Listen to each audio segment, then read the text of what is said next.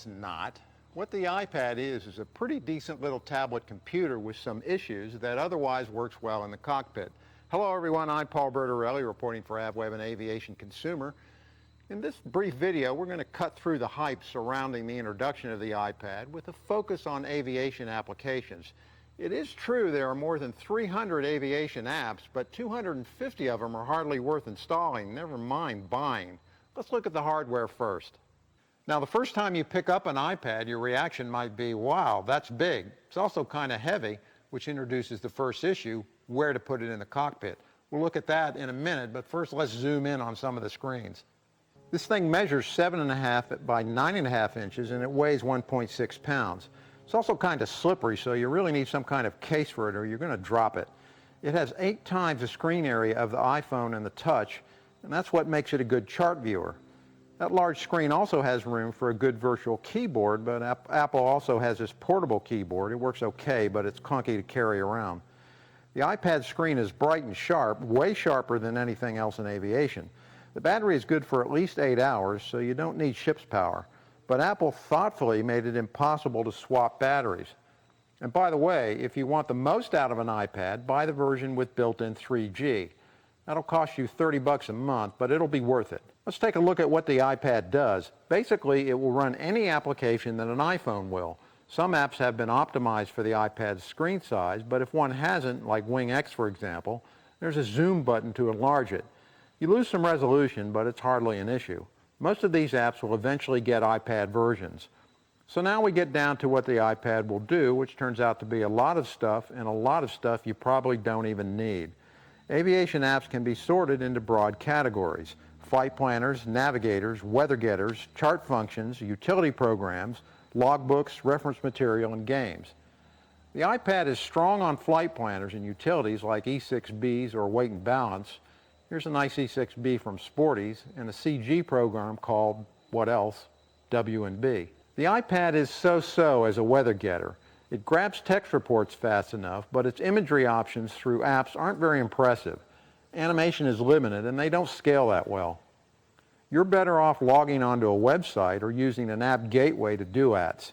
Bottom line, it'll do the job, but not as well as a notebook with a fast connection.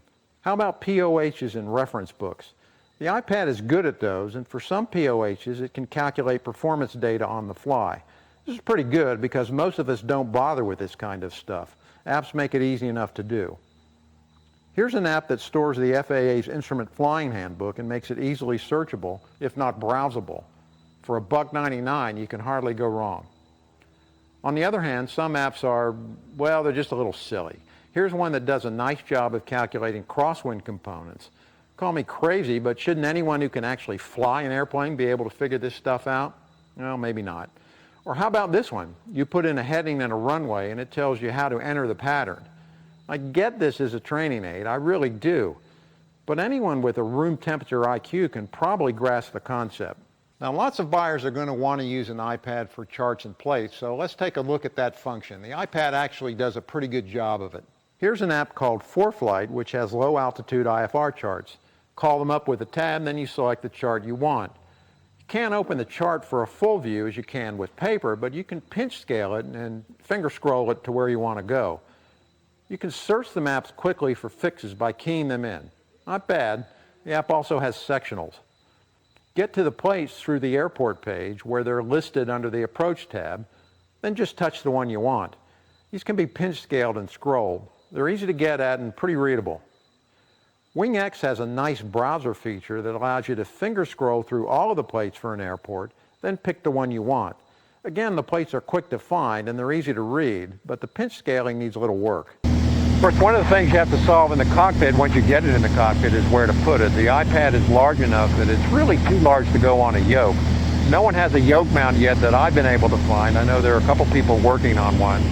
RAM reports that they're going to have a panel mount for the iPad sometime in July. We haven't seen that yet. So that leaves you with the challenge of where to put it. You can put it in your lap, which is probably the best place, and that seems to work okay.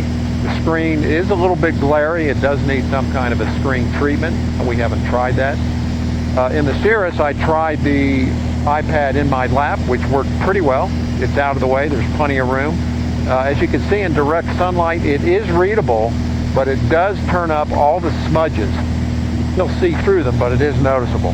This particular iPad is equipped with 3G so that it can access data from the air. It works reasonably well. It's not 100%. You can call up a website and look at weather. You can look at radar. You can call up text reports. It is not as effective or as fast, and the imagery is not as good as an XM WeatherLink would be. So if you're expecting it to replace that, I think that's unrealistic. So what have we got here? Is the iPad really going to change your life? Well, it might if you don't have one. What the iPad is really good at is flight planning, utilities. It's pretty good at getting weather. It's an excellent plate reader. As a moving map, well, not so hot. So if you thought this thing was going to put Garmin out of business, you're delusional, but you're not alone.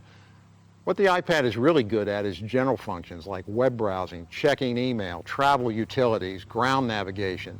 It's much better than a smartphone at that, even one as good as the iPhone. The aviation utilities are just icing on top of that cake. But does that make it worth $600 to $800 just to have the aviation applications? Well, I'm not so sure. You can check out our full report in the July issue of Aviation Consumer. I'm Paul Bertorelli reporting for AVweb and Aviation Consumer. Thanks for watching.